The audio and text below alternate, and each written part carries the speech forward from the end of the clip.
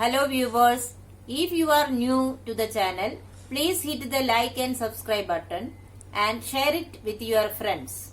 Also, click on the bell icon so that you get the latest information about the videos that are uploaded. Hello students, welcome back to the new video. In this video, we are going to start the new chapter number 6, Physical and Chemical Changes. In today's session, we will discuss the introduction of the lesson as well as the physical change and its characteristics. Students, you know that in our everyday life, we come across many number of changes. That is, innumerable number of changes take place around us every day. These changes may involve one or more substances. See, the changes like boiling of water, it is raining, that is change of weather. Sometimes it may be germination of seed, ripening of fruits, stretching of rubber band, melting of wax, earthquakes, eruption of the volcano. In this many type of changes take place every day around us. So these changes may be reversible or irreversible. You know what is reversible and irreversible? Reversible means it can be brought back into its original position.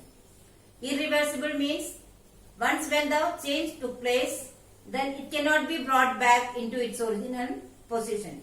Some may be desirable change, some may be undesirable change.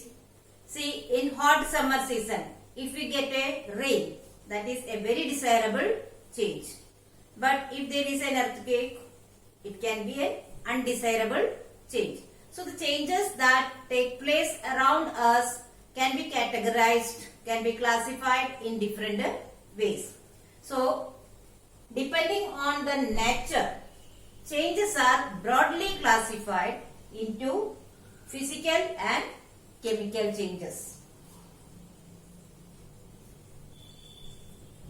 So in this chapter, we are going to study in detail about these two changes, physical and chemical changes.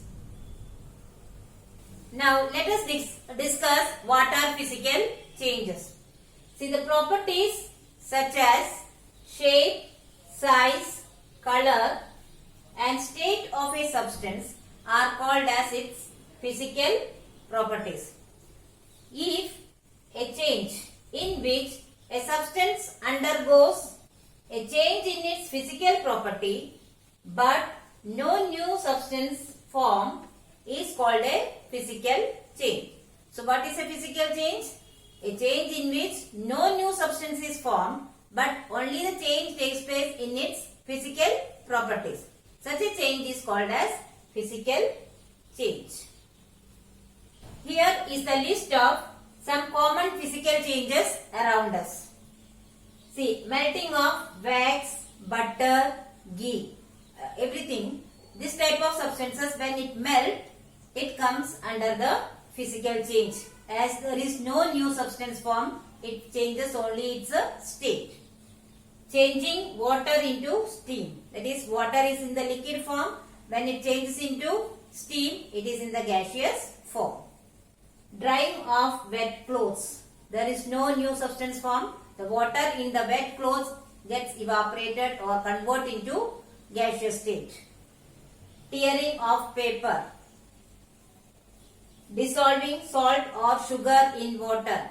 The soluble substances like salt or sugar, when it gets dissolved in the water, no new substance is formed. It is only a solution which we can get back. Formation of ice. When ice is formed by cooling the water, but its chemical composition remain same, only its state is changed. So it comes under physical change. Stretching of a rubber band. Here the size is only changed or shape is changed. There is no new substance formed. So stretching of rubber band is also a physical change. Now let us discuss the characteristics of a physical change. First one, some physical changes are reversible, whereas some are irreversible in nature. So what is meant by reversible? The changes which can be brought back to its original position or original nature. That is known as reversible changes. Whereas irreversible means which cannot be brought back to its original condition. Example, if we use the melting of ice, on melting ice is converted into water. That water, if we cool again, it can be changed into ice. But if you tear a piece of paper, can we join that again in its original form? We cannot bring back to its original form. Using cello tape and all that we can do, but it is not the natural way. So it is an irreversible physical change. It means that physical changes can be reversible as well as irreversible. Next, they are temporary in nature. Most of the physical changes are reversible. That means they are temporary changes. Next, no new substances are formed when a physical change takes place. That is one of the very important characteristics of a physical change. No new substance is formed.